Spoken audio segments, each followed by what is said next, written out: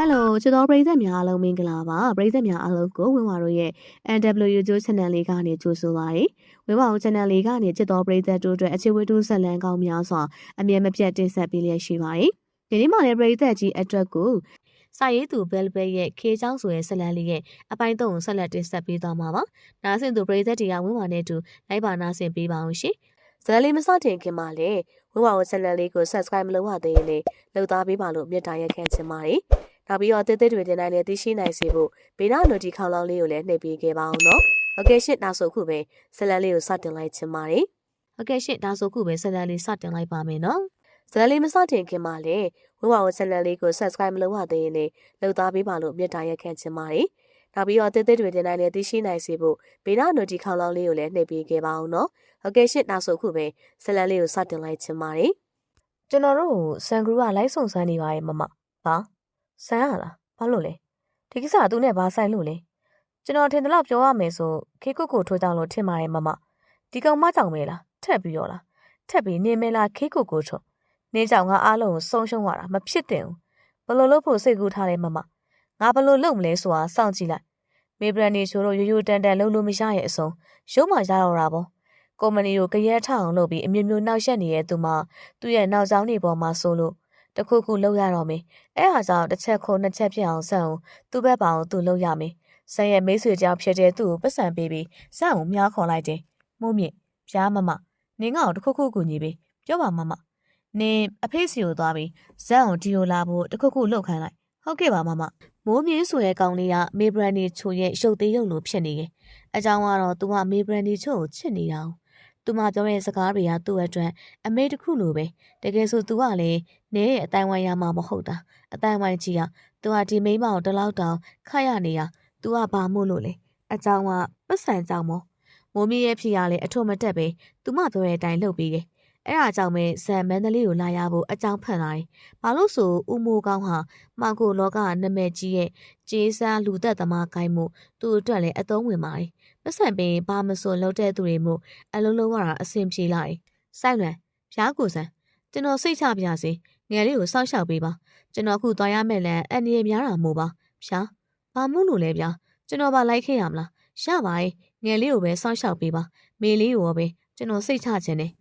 စိတ်ချပါကိုစံခမားပြန်လာတဲ့အထိကျွန်တော်သူတို့ကိုစောင့်ရှောက်ထားပါမယ်ကိုစံသာအမြန်လာခဲ့ပါဟုတ်ပြီကျွန်တော်ပြန်လာခဲ့ပါမယ်သူသွားရမယ့်နေရာကအန်နီရဲ့မို့ဘသူ့ကိုမှသူမခေါ်သွားချင်မှာဦးမိုးကောင်းကသူ့ကုမ္ပဏီမှာရှယ်ယာဝင်ချင်တယ်ဆိုလို့တွားဆွေးနွေးရမှာဖြစ်တယ်။သူရဲ့လုပ်ငန်းတွေကိုလည်းကြည့်ရင်ပေါ့။ဘာလို့ဆိုဇက်မှာပြိုးပဲရှယ်ယာဝင်နေတဲ့သူရှိတယ်။အဲ့ဒါကိုဖြည့်ရှင်းဖို့သူလုပ်ရမှာပေါ့။ပြီးတော့ဒီကိစ္စမရိုးသားဘူးဆိုတာစံသိပါတယ်။ဦးမိုးကောင်းကသူ့နယ်မြေကိုသစိမ်းနေခေါ်လေးမရှိအောင်သူသိထားပါတယ်။တခုခုဖြစ်မယ်မှန်ကြိုသိနေတာမို့အားလုံးကြိုပြီးပြင်ဆင်ထားခဲ့တယ်။ဒီနေ့ကသူ့ရဲ့လမ်းဆုံးလည်းဖြစ်နိုင်တာမို့ပါ။ဒီเจ้าတွေကိုတော့ငယ်လေးကိုမပြောပြဖြစ်ခဲ့ဘူး။ဘာလို့ဆိုသူသိရင်သူပါလိုက်လာမှဆိုလို့သူသာအသေးခံမယ်။သူချစ်တဲ့သူကိုတော့အထိမခံတဲ့လူတွေထဲမှာဇမ်းပါပါတယ်။ခေကိုနည်းနည်းလေးတောင်အထိခိုက်မခံနိုင်မှာအဲ့လောက်ထိကိုချစ်ပါတယ်။ဦးငယ်လေးဂယုဆိုင်နော်ကိုပြန်လာခဲ့မယ်။ဟုတ်ဦးကအကြာကြီးမနေနဲ့နော်။မြဲမြဲပြန်လာ။အေးမကိုပြန်လာမယ်ဟုတ်ပြီလား။ဟုတ်အဲ့ဆိုကိုသွားတော့မယ်နော်ဟုတ်နန်းအောင်မယ်အာဦးကလေနှုတ်ဆက်အနှမ်းရှိကြီးမှာခေးကြောက်စီမျောရင်တက်တာဦးတက်တာကလေးချစ်တယ်နော်ဟုတ်ခေးလဲချစ်တယ်မြင်မြန်ပြန်လာနော်အသေးတက်လေးကိုနှုတ်ဆက်ပြီးဇန်ထွက်လာခဲ့တယ်မေဘန်နေချိုကတော့သူစီစဉ်ထားတဲ့အတိုင်းဖြစ်လာတာမို့သူပျော့နေရဲ့နောက်နိုင်ပိုင်းအတွင်းမှာဇန်ကသူ့စီကိုပြန်ရောက်လာတော့မယ်ဆိုရင်အသိနဲ့သူပျော့နေမိရဲ့ဇန်ကိုချစ်နေမိတာသူ့အမားလားအချစ်မှာဘသူမှမမားကြပါဘူးဒါပေမဲ့ပိုင်ဆိုင်လိုစိတ်ကြောင့်မလုံတဲ့နာကိုလုံးမိရကြောင်းမှားသွားတဲ့သူတွေကြီးပါအားလုံးဟာလွတ်လွတ်လပ်လပ်ချစ်ပိုင်ခွင့်ရှိပါတယ်ငြိမ်းချမ်းစွာချစ်နိုင်ရင်တော့အကောင့်ဆုံးပေါ့ဇန်ကခြေကိုထားခဲ့တာကြောင့်ဒရိုင်ဘာတယောက်ကိုခေါ်လာခဲ့တယ်သူတို့သွားရဲ့လမ်းတစ်လျှောက်လုံးအဆင်ပြေနေခဲ့တယ်ဦးမိုးကောင်းနဲ့လုပ်ငန်းတွေပြောဆိုကအစစအရာအဆင်ပြေပြေရှိခဲ့တယ်။ဒါကြောင့်ဆန်ကတတိကြီးကြီးထားနေရတယ်။ကိုးနယ်မြေမဟုတ်တဲ့အတွက်သူတို့ကဘယ်ချိန်ဝင်တိုက်မယ်မှမသိတာကြောင့်ပါ။နှစ်ရက်လောက်ကြာတော့အားလုံးပြီးသားပြီမို့ဆန်တို့ပြန်လာဖို့ပြင်ဆင်ကြတယ်။သူရောက်နေတဲ့နှစ်ရက်လုံးမှာလေဖုန်းလိုင်းနေရမကောင်းတာကြောင့်ငယ်လေးနဲ့လုံးဝဆက်သွယ်လို့မရခဲ့ဘူး။သူရန်လွမ်းနေခဲ့ပါတယ်။ဒါကြောင့်လေအလုပ်ကိစ္စတွေကိုအမြတ်ဖြတ်ပြီးပြန်လာရတာပေါ့။ဆန်တို့ပြန်လာတော့လမ်းမှာပြဿနာက စတက်တော့တာပဲအပြန်လဲအသွားအလိုမချုံးမွေးနေတော့မှဇန်နုရဲ့ကောင်ကိုကုန်တင်ကားကြီးတစ်စီးကလာဝင်တိုက်တယ်လမ်းပြောင်းပြန်မောင်းပြီးတမင်ဝင်တိုက်မှန်းသိတာထားတယ်တိုက်သွားရဲ့ချိန်ကြောင့်ဇန်မေ့သွားခဲ့တယ်ကားမောင်းတဲ့သူကဘယ်လိုနေလဲတော့မသိဇန်ကလောကကြီးနဲ့အဆက်အသွယ်ပြတ်သွားခဲ့တယ်ဇန်ထွက်သွားတဲ့နောက်ရက်မှာခေကြောင်ကုမ္ပဏီကိစ္စကိုပို့ပြီးအာယုံဆိုင်လုပ်နေမိတယ်တဲလွန်စားတော့ရှိမှာပဲဆိုပြီးတော့ပေါ့ခေအလုပ်တွေရှုပ်နေတဲ့အချိန်မှာအန်ကယ်လေးရရှောက်လာပြီးတရက်ခံကိုပြောပြမယ်ဆိုပြီးလာပြောတာကြောင့်ကန်ကန်လေးနောက်ကိုခေလိုက်လာမိတယ်အန်ကယ်လေးခေကိုပြောစရာရှိရဲဆိုဘာပြောမလို့လဲအထွတ်လေးရှင်အန်ကယ်ပြောတာတေချာနားထောင်နော်ဖြတ်မပြောနဲ့ပြီးမှသမီးစိတ်ကြိုက်ဆုံးဖြတ်ပါဟုတ်ကဲ့တကယ်ရောဆန်ကဒီကုမ္ပဏီရဲ့ငွေရှူနေရပါဟင်ဟုတ်တယ်သမီး तू ကသမီးမသိအောင်တခုခုလုပ်နေတာအခုလည်းအလုပ်ကိစ္စကြောင့်ထွက်သွားတာအန်ကယ်သိရင် तू က brand ရဲ့ရီစာဟောင်းဆိုတာအစမသိခဲ့ဘူးဒါကြောင့်လည်းသဘောတူရလို့ပြောခဲ့တာဒါပေမဲ့အခုအန်ကယ်သဘောမတူဘူးသမီး तू ကသူ့အဆက်ဟောင်းနဲ့ပြန်ပတ်သက်ဖို့လုပ်နေတာသမီးလေးအစားအန်ကယ်ရှင်းလေးရဲ့သမီးခံစားရမှာအန်ကယ်မကြည့်ရဘူးသမီးဟင်မဟုတ်ဘူးဦးဆန်ကအဲ့လိုမဟုတ်ဘူးဦးကအဲ့လိုလုံးမမဟုတ်ဘူးအန်ကယ်ဦးကခေကိုအရန်ချက်တာဟေ့မဖြစ်ရအောင်မဟုတ်ဘူးလို့ခေကြောင့်အန်ကယ်လေးပြောရဲ့စကားတွေကိုမရှုံနိုင်အောင်ဖြစ်ခဲ့ရတယ်။ဦးဆန်ကသူ့ဘော်ဒီလိုလုပ်မယ်လို့သူလုံးဝမထဲမှာလုံးဝမရှုံမှာဦးဆန်ကိုသူ့ရှုံနေအားလုံးထက်ဦးဆန်ကိုခေပို့ယုံနေခေခုလိုခံစားနေရတော့လေသူ့ရင်ထဲမှာမကောင်းဒီလိုလုံးမဖြစ်မယ်ခေသမီးတက်မနေမှဖြစ်မှာရှေးဆက်ရှောင်းရမယ်လမ်းတွေကအရှမ်းကျန်းနေဘသူ့မှသမီးမိခိုနေလို့မရှောင်ကိုဟာကိုရှင်တန်ရမယ်မေဘရန်နီချိုးဆိုရဲ့မိမပေါ့သေးသေးမဟုတ်ဘူးအမိမနဲ့ရှင်သမီးလေးတက်မှရှာမယ်ခေကငွေရင်တတိလက်သွားတာကြောင့်သူ့မှာပြက်ရခတ်သွားရတယ်လူနာရဲ့အမျိုးသားရှိလားရှင်မရှိဘူးဗျအလုတ်ခီးသွားနေလို့ပါအော်ဟုတ်ကဲ့ရှင်လူကြီးမင်းကလူနာနဲ့ဘလို့ပတ်သက်လဲဆိုတာသိလို့ရမလားရှင်ဟုတ်ကဲ့ကျွန်တော်ဦးလေးပါကျွန်တော်တူမလေးဘာဖြစ်တာလဲဗျလူနာမှာကိုရင်ရှိနေရပါအရန်အားနေနေရမို့သတိလက်သွားတာစိုးရိမ်စားတော့မရှိတော့ပါဘူးရှင်အားရှိမဲ့အစာတွေတော့ဝင်အောင်ကျွေးပေးပါနော်ဟုတ်ကဲ့ပါဗျခေးမှာကိုပင်ရှိနေရတဲ့ဘလို့လုပ်ရမလဲအခုချိန်ဆိုဇန်ဘလို့နေမလဲသူတို့ဇန်ကိုဘာလုပ်လိုက်ပြီလဲမဖြစ်ဘူးခေးအတွက်ဇန်ရှိနေမှဖြစ်မှာဟုတ်တယ်ခေးကအပြစ်မလုပ်ထားသူ့အတွက်အပြစ်တန်းဆိုတာမရှိစေရအောင်ဒီကိစ္စကိုငါကိုယ်တိုင်စခဲ့ရမို့ငါကိုယ်တိုင်အဆုံးသတ်ရမယ်ခေးတတိလင်းလို့ဆိုပြီးဖုန်းဆက်လာတော့ကြောင့်မေနဲ့ကိုဆိုင်လွန်တို့စေယုံကိုလိုက်လာရင်စောင်းရင်ပြောတာခေးမှာကိုပင်ရှိနေပြီတဲ့ခေးအရန်ပျော်ခဲ့တယ်သူရဲ့မျိုးဆက်လေးကခေးရဲ့ဖိုက်ထဲမှာရောက်နေပြီတဲ့ဒီလောက်တောင်သူပြောနေတာကာယကံရှင်ဖြစ်တဲ့ကိုကြီးဆိုရင်ဘလောက်တောင်ပြုံးလိုက်မလဲမေမေတို့ကတော့ခေးတဲ့င်းကိုကြားကြချင်းရန်ကုန်ဆင်းလာကြတယ်သူတို့မျော်လင့်နေကြတဲ့သူတို့ရဲ့မြေဦးလေးရောက်လာပြီးမို့ဖေဖေရောမေမေရောအပျော်ရေးပျော်နေကြတယ်ဒါပေမဲ့မပြုံးနိုင်သူကြောက်တော့ရှိတယ်သူကတော့ဒီနေ့ဆိုဦးဆန်သွား9ရက်ရှိပြီဖုန်းလည်းမဆက်တယ်လို့ဆက်လို့လည်းမရအောင်ဦးဆန်လိုလူမျိုးကဖုန်းမရရတဲ့နည်းနဲ့ဆက်မှာပဲအခုကတော်တော်လေးမရလို့သာမဆက်တာဖြစ်မယ်တစ်ဖက်မှာတော့တတိမိနေတဲ့ဆန်ကိုအခန်းထဲမှာထည့်ပြီးအပြစ်မှာတိုင်ပင်နေတယ်မသူ့ကိုတကယ်ဆေးထိုးမှာလားဒီတိုင်းတက်လိုက်ရင်ရောသူ့ကိုလုံးဝမတက်ဘူးသူ့ကိုဆေးထိုးပြီးခေးကုတ်ကိုထိုးရတဲ့ကိုကွဲအောင်လုပ်မှာဟုတ်ကိုရင်ရောက်ပြီလားမရောက်သေးဘူးရောက်ခံနေပြီလို့တော့ပြောတယ်သူလာတာနဲ့စမယ်ဆေးရီကသူ့စီမှာပဲပါလာတာဟုတ်ကဲ့ပါလင်းသူရာထိုးတယောက်မေဘရန်နီချိုမှာလိုက်တဲ့ဆေးကိုအခြားဆေးတစ်ခုနဲ့လင်းလိုက်တယ်လင်းသူရာထိုးဆိုတာအဆေးနယ်ပဲမှာကြမ်းကျင်တာမို့သူ့ကိုပဲခိုင်းတာဖြစ်တယ်မရှိသုံးလို့ပြောရင်ပုံမှန်မှာပေါ့မေဘရန်နီချိုပြောရဲ့ဆေးကထိုးလိုက်ရင်အကုန်လုံးမေ့သွားရဲ့ဆေးပါအဲ့ဆေးကတရားမဝင်တာကြောင့်တတိနဲ့လောက်ရတယ်ဆေးသက်တမ်းက9နှစ်ရှိတာမို့အရန်ကြတယ်ဒါကြောင့်လင်းသူရာထိုးကတလကန်ဆေးနဲ့လင်းလိုက်တာဖြစ်တယ်ဘာလို့လဲဆိုတော့ခေကိုတူခဲ့ရမယ်ခေရဲ့မိသားစုကိုတူခဲ့ရမှာသူကြောင့်ခေရဲ့မိသားစုလေးပြက်စီးကြတော့မဖြစ်ခံနိုင်မှာ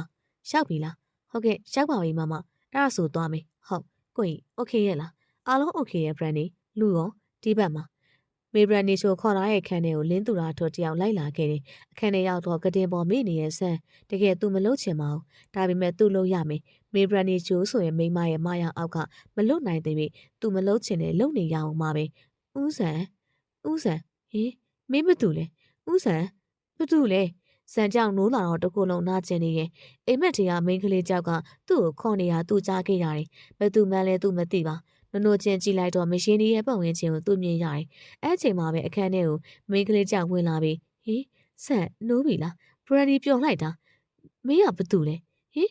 ဆန်ဘရန်ဒီကိုမမှတ်မိဘူးလားငါမင်းကိုမသိဘူးဆန်ရဲ့ဘရန်ဒီမှာရောဆန်နိုးလာဖို့စောင့်ပါလားဇန်ဘရန်ဒီကိုမသိဘူးဆိုတော့ဘရန်ဒီစိတ်မကောင်းမင်းကမှငါမသိပဲအဲ့ဒါဟိုမိန်းမကြောင့်ဆန်အခုလိုဖြစ်ရတာသူ့ကြောင့်ဆန်အက်ဆီဒန့်ဖြစ်ရတာငါဘာဖြစ်ခဲ့ရလဲပြီးတော့ငါဘာလို့တခုမှမသိရလဲဘရန်ဒီပြောပြပါမယ် တကယ်ရောဆန်တဲ့ brand တွေကအရန်ချစ်ကြရဲ့ချစ်သူတွေပါတနေ့ရောခေးကိုကိုထိုးဆွဲမိမှာဆန်ကို brand စီကနေလှူသွားတယ်ပြီးတော့အတင်းကျပ်လက်ထပ်လိုက်တာဒါပေမဲ့ဆန်ကသူ့ကိုမချစ်တော့ brand ကိုအမြဲတမ်းလာနှိမ့်ဆက်နေတာဆန်က brand စီပြန်လာဖို့လှုပ်တော့အမိမဆန်စီးမဲ့ကောင် break ဖောက်ထားပြီးတော့ NCF ဖြစ်အောင်လှုပ်လိုက်တာပါဒီမိမတော်တော်ရက်ဆက်ပါလားဟုတ်တယ်ဆန်အခုလဲဆန် NCF ဖြစ်တာကိုလာမကြည့်ပဲဖြစ်ထားတယ်ပြီးတော့နိုင်ငံခြားကိုထွက်သွားဖို့လုပ်နေရဲ့ဆန်ဟာဒီမိမမက်ရိုင်းလိုက်တာဒီလိုမိန်းကလေးမျိုးလက်ထက်မိရဲ့ငါ့ကိုယ်တော်ကအံ့ဩတယ်ဒါရီစဉ်းစားမနေနဲ့တော့ဆန်ခေါင်းကိုက်မယ်နားတော့နော်အေးမစဉ်းစားရင်ခေါင်းကိုက်လာတာကြောင့်ဇက်မျက်စိမိတ်ထားလိုက်တယ်သူ့အိမ်မက်ထဲကမိန်းကလေးကဘသူလဲပြီးတော့ဒီမိန်းကလေးကဘသူလဲမိကိုများစွာနဲ့ခြားခြားလဲနေရဲ့ဆန်တယောက်စိတ်တွေရှုပ်ထွေးနေခဲ့တယ်ဇက်မေးနေတာကိုမေဘရန်နီချိုတယောက်ကအခွင့်ကောင်းယူပြီးလေကောင်းနေရဝင်နေရပေါ့ခေးရတော့ဘီလိန်ပေါ့အခုဆိုဦးဆန်ထွက်သွားတာတလားပြေးခဲ့ပြီးကေးစီကိုစမလာတဲ့မကြားနဲ့ဖြစ်ထားတယ်အားလုံးကဝမ်းသာနေချိန်ခေးကြောက်တော့မပြောနိုင်ပါဘာလို့ဆိုဦးဆန်ခေးဘေးမှာရှိမနေလို့ပါကိုကြီးဦးဆန်ဘယ်တော့ပြန်လာမှလဲရင်ဘော့စ်ကကျွန်တော်စီမဆက်သွယ်ဘူးဗျမမလေးစီကိုမဆက်သွယ်ဘူးလားဟင်ခေးစီကိုမဆက်လာဘူးသွားတာတပတ်တောင်ရှိပြီတခါမှဖုန်းမဆက်ဘူးဗျာဟုတ်လားအဲ့ဒါဆိုကျွန်တော်တစ်ချက်စုံစမ်းကြည့်လိုက်ပါမယ်မမလေးဟုတ်ကဲ့ပါကျေးဇူးပဲနော်ရပါရဲ့ဗျာဒါကျွန်တော်တောင်းရင်ပါဟုတ်သိကြတာတော့ boss တစ်ခုခုဖြစ်နေပြီမကောင်းတာတော့တစ်ခုခုဖြစ်နေပြီ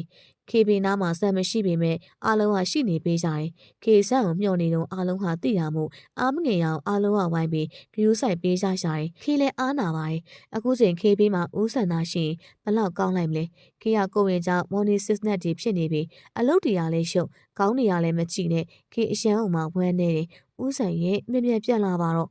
ဆန်ဘာဖြစ်တာလဲရင်မသိဘူးမနဲ့ထင်းဟာဖြစ်နေရဟုတ်လားအစာမကြေဟာဖြစ်မယ်အနားယူလိုက်ပြီးရင်ဆေးတောင်းလိုက်ဘရန်နီဆေးယူလာပေးမယ်အင်းသူဘာဖြစ်နေမှသူကိုယ်တိုင်လည်းမသိဖြစ်နေရတယ်စိတ်ထဲမှာတရားရကိုတတိယတလုံးလို့ဖြစ်တာဘသူ့ကိုလည်းဆိုတာလည်းမသိဘူးဖြစ်နေရတယ်အခုလည်းအံ့ပြန်ပြီဘရန်နီနဲ့သူ့ကိုယ်သူပြောနေတဲ့မိန်းမကိုလည်းစံသဘောမကျပါဒါပေမဲ့သူ့ကိုဂရုစိုက်ပေးနေတော့သူဘာမှတော့မပြောကြည်ရတာဒီမိန်းမကပဲသူ့ကိုဂရုစိုက်ပုံမှာသူမိန်းမဆိုရဲ့တက်ကိုလည်းနာမည်ပဲကြားဘူးတယ်တခါလေးတောင်သူ့ကိုလာမတွေ့ဒါကြောင့်လဲဇန်စိတ်တူမိတယ်ဘာမှမတော်တဲ့သူတော်လာဂရုစိုက်ပေးနိုင်တာမိန်းမဖြစ်တဲ့သူကပိုဂရုစိုက်ပေးရမှာမဟုတ်ဘူးလားတခါတလေတော့လေသူအဆုံးထိတွေးမိရဲ့ဒီမိန်းမကိုကြွရှင်းပြီးသူအခြားထွက်သွားဖို့စိတ်ကူးမိရဲ့လောလောဆယ်အချိန်နေနဲ့တော့သွားလို့မရဇန်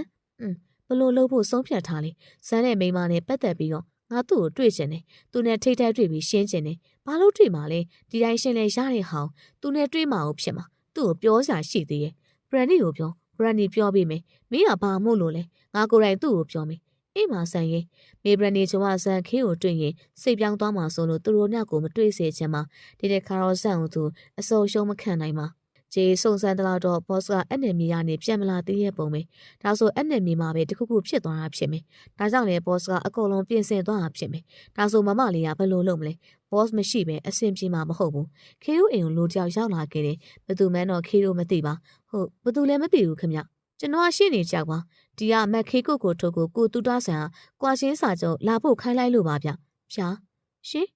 ်ဘလို့ရှင်းနေဆိုရဲ့လူရဲ့စကားကြောင့်အားလုံးကအာမေဒိတ်တန်ကိုစီနဲ့ပေါ့ခေကတော့သူ့စကားကိုကြားပြီးရအားလုံးသိစိတ်သွားပြီးမျက်လုံးမှလည်းမျက်ရည်တွေအဆက်မပြတ်စီးဆင်းနေခဲ့တယ်ခေတတိထောင်မဟုတ်တော့ပါဘူးမက်ခေကိုထိုးဘက်ကလက်မဲ့ထိုးပေးပါဗျဟင်ခေမထိုးပေးနိုင်ခေမထိုးမဟုတ်ဘူးဦးဆန်အဲ့လိုလုံမှာမဟုတ်ဘူးမဟုတ်ဘူးလို့ဦးဆန်ပြန်လာမှာမဟုတ်ဘူးမလားရင်တကယ်မဟုတ်ဘူးမလားမေမဟုတ်ဘူးတကယ်မဟုတ်ဘူးနော်ဒီမှာရှင်မဟုတ်တာလားမပြောနဲ့ပြန်มาတော့ငိုနေရဲ့ခေကိုချစ်ပြီးရှင်းနေဆိုရဲ့ကြောက်လေအကျက်ရိုက်နေရဲ့သူလည်းဘာလို့ရမှန်းမသိဖြစ်နေရဲ့အဲ့အချိန်မှာဆန်နဲ့မေဘရန်နီချိုရောက်လာပြီးငိုနေလဲဘာမှထူးလာမှာမဟုတ်ဘူးဘာလို့ဆိုငါမင်းကိုတကယ်ကြွားရှင်းမှာဦးဆန်ဟင်ကိုကြီးဘလို့ပြောလိုက်တာလဲအမှန်ကိုပြောနေရလေငါမှဆက်မပေါင်းချင်တော့တာကြွားရုံမဲ့ပေါ့ဟင်ခေမကြွားရှင်းပေးနိုင်ဘူးဘာ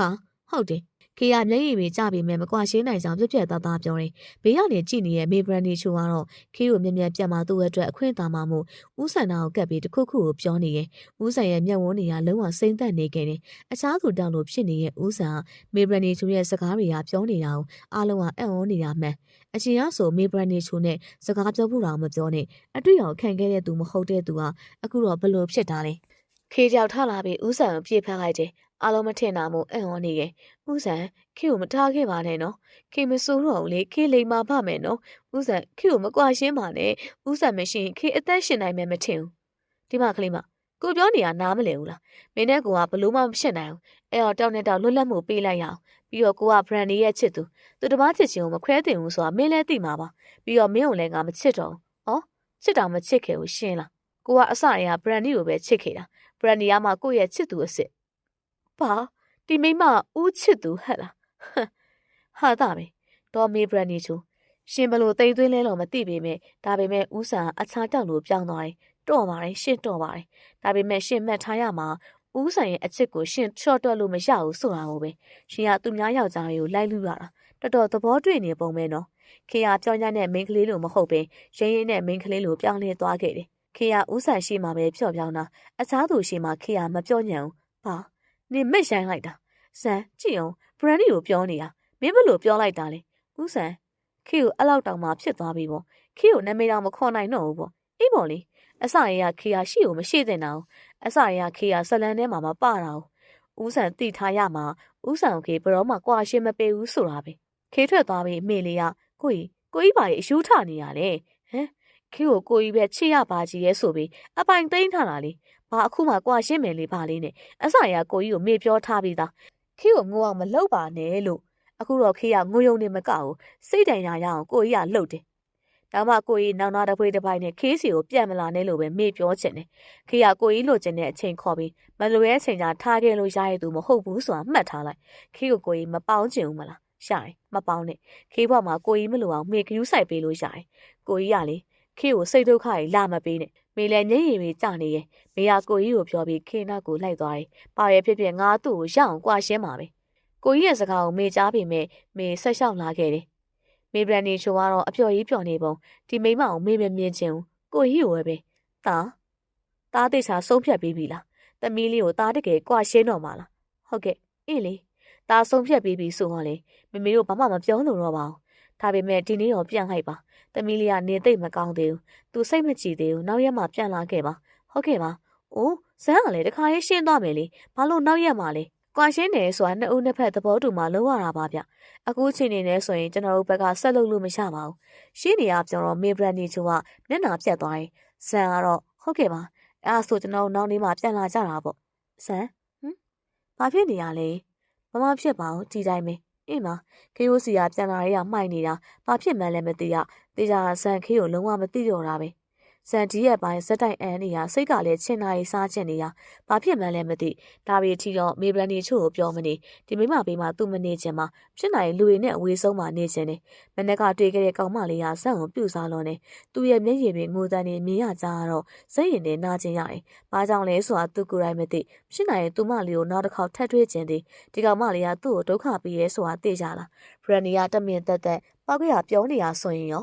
ဆိုင်လွင်ကဆန်းပုံမှန်မဟုတ်ဘူးဆိုတာသိလို့သူ့ရဲ့တပည့်ဖြစ်တဲ့ဂျီကိုဆက်သွဲခဲ့တယ်။ကိုဆိုင်လွင်ကျွန်တော်တွေးစင်တာဘာဖြစ်လို့လဲဗျ။ကိုဆန့်ကြောင်ပြောပြခြင်းလို့ဗျာ။ဘော့စ်ကဘာဖြစ်လို့လဲဗျ။ဘော့စ်နဲ့အဆက်အသွယ်ရပြီလား။ဘာဖြစ်တာလဲဆိုတော့ကျွန်တော်လည်းကကားနာနာတော့မသိဘူး။ဒါပေမဲ့ပုံမှန်မဟုတ်တာတော့သိကြတယ်။မနေ့ကသူအိမ်ပြန်လာတယ်။ခင်းနဲ့ကွာရှင်းမှုဆိုပြီးတော့ပြန်လာခဲ့တာ။ဗျာ။ဟုတ်တယ်။ပြီးတော့မိန်းကလေးကြောက်ကိုလည်းခေါ်လာသေးတယ်။မေဘရန်နီချိုဆိုလာပဲ။အဲ့မိန်းကလေးကသူ့ရီစားဆိုပြီးခေးရှိမှလာပြောနေရအခြားကြောက်လို့ပဲဖြာမမလေးရောအစင်ရောပြေရဲ့လားအစင်တော့ပဲပြေမလဲအခုခေးမှလည်းကိုဝင်းနဲ့ဆိုတော့ပို့ပြီးတော့စိတ်ထိခိုက်နေရဖြာမမလေးမှာကိုဝင်းရှိနေရလားဟာဗျာဘာလို့အစောကြီးကမပြောရလဲဗျာသိရမကြသေးဘူးကိုစံသွားပြီးနောက်တစ်ရက်မှသိရတာအဲ့နေရခေးကကိုစံကိုမျှော်နေရအခုဘော့စ်ကဖမလေးမသိဘူးဒါပေမဲ့ကိုစံပုံမှန်မဟုတ်ဘူးဆိုတော့သိကြတယ်ကြည့်တခုခုလုပ်ပါအောင်ကြာရင်ခေးတခုခုဖြစ်လိမ့်မယ်အားလုံးကလည်းခေးကိုစိတ်ပူနေရမမလေးတနာပါတယ်ဗျာစိတ်ချပါကိုဆိုင်ကျွန်တော်ရအောင်စုံစမ်းပေးပါမယ်လူရဲ့အကိုကိုညီပြောအကိုကိုညီမယ်ဟုတ်ကဲ့ပါကိုဆိုင်ခေကြောင့်မနေ့ကဦးဆိုင်ပြောရဲ့စကားတွေကိုပြန်ကြားအောင်နေမိရဲ့တကယ်ပဲဦးဆိုင်ခေကိုမချစ်တော့တာလားတကယ်ပဲလားဦးရဲ့ခေစီမှာဦးရဲ့ကိုပါလေးရှိနေပြီလေဘာလို့ခေကိုခုလိုရဲရဲဆက်ဆက်နဲ့ထားခဲ့ရလဲကြာရင်ခေးသေးသွားလိမ့်မယ်ခေဘွားမှာအလိုအပ်ဆုံးကမိသားစုဆိုတာဦးဆိုင်လည်းသိရသားနဲ့ဘာလို့လဲခေရုတ်တူတီဆောက်ထားရဲ့မိသားစုလေးကိုဘာလို့ဦးဆန်ကဖြိုချင်ရတာလဲ ခေကတနေ့တနေ့မစားနိုင်မတော့နိုင်ဖြစ်နေရတယ်ဥဆန်ကိုလွမ်းနာတဲ့ကြောင်ကိုဝင်ရဲ့လက္ခဏာတွေရတဲ့ကြောင်ခေစားခြင်းစိတ်လည်းမရှိအရင်အားဆိုတော်တော်လဲလဲရှောက်သွားနေတဲ့ကောင်မလေးကအခုတော့အခန်းထဲကအခန်းဖြစ်လာမှထွက်စကားလည်းမပြောတော့အရန်ကိုမှတိတ်ဆိတ်သွားတဲ့သူတို့အိမ်လေးဖြစ်သွားခဲ့တယ်။မေကလည်းခေရဲ့ဖြစ်ကိုကြည့်ပြီးမျက်ရည်တွေကျရတယ်။အရင်တော့ကအရန်ချေကြတဲ့သူတို့ညောက်ကအခုတော့ကန်ကျမရဲ့ရက်ဆက်မှုကြောင့်နေ့အောင်လုံးနာကျင်နေမှအမှန်မှာကိုကြီးရောမေစီးရင်နဲ့မထည့်တော့ဘာလို့ဆိုခေကိုငိုအောင်လုပ်လို့ခေငိုရင်တော့ကိုကြီးကြောင့်မဖြစ်ချင်ဘူး။ကိုကြီးကြောင့်ပဲခေကိုပျော်စေချင်တာအခုတော့ခေတခုခုတော့လာစားနိုင်အောင်လေမေရော့နေခေငါမနေ့ကအိမ်မက်မက်တယ်။ဦးဆန်ငါစီပြန်လာရဲ့တဲ့ဦးဆန်ပြန်လာမှာပါနော်မေခေရဲ့မေလို့ဦးဆန်ပြန်လာမှာမဟုတ်လားယင်သူခေကိုမထားခဲ့လောက်ပါအောင်နော်ဦးဆန်သာထားခဲ့ရင်ခေသိမမေရဲ့ခေရဲ့သူ့ကြောင့်မတွေးနေတော့ကိုကြီးကသူ့လမ်းနဲ့သူသွားပြီသူရေးချင်မှုကိုသူဆုံးဖြတ်ပြီးပြီခေမမျော်လင်းတော့တဲ့နေမှာငါရှိသေးရဲ့ဘာမှစိတ်မပူနေတော့နော်ဦးဆန်ကပါလို့ခေကိုထားခဲ့ရလေဒါရီစဉ်းစားမနေနဲ့တော့နော်တခုခုစားလိုက်နော်ပြီးရင်စေးတော့ရမယ်ခေရဲ့ဘိုက်ထဲမှာခလေးလေးရှိသေးရဲ့လေအရှင်လိုခေကြောက်တယ်မဟုတ်တော့နော်အားရှိအောင်တခုခုစားလိုက်အောင်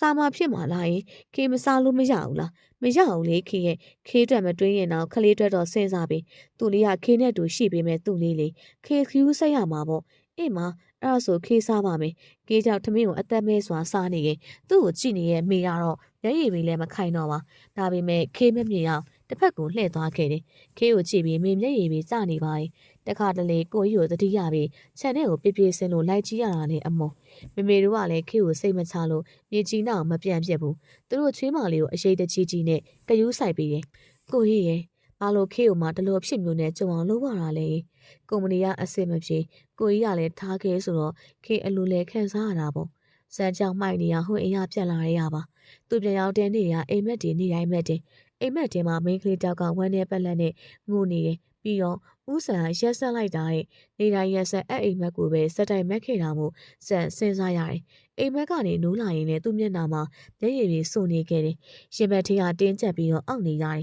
ဒါဘလို့ခန်းစားချက်ကြီးလဲဒီရက်ပိုင်းမှာသူ့အိမ်မက်ထဲကကောင်းမလေးကိုရှင်းရှင်းလင်းလင်းတွေ့ရပြီဒါပေမဲ့နောက်ကျောကိုပဲမြင်နေရတယ်သူ့ကိုကြောပေးပြီးငိုနေတဲ့မိန်းကလေးကြောင့်တနေ့ရောသူ့အိမ်ရင်နဲ့ထူဆန်းတဲ့အိမ်မက်တစ်ခုကိုသူ့မက်တယ်ဦးဆန်ခေကိုမထားခဲ့ပါနဲ့နော်ခေတောင်းမှန်ပါတယ်ခေကူကစပြီးလိမ္မာပါတော့မယ်ခေကိုထားခဲ့ပြီးမသွားပါနဲ့နော်ဟင်ဦးဆ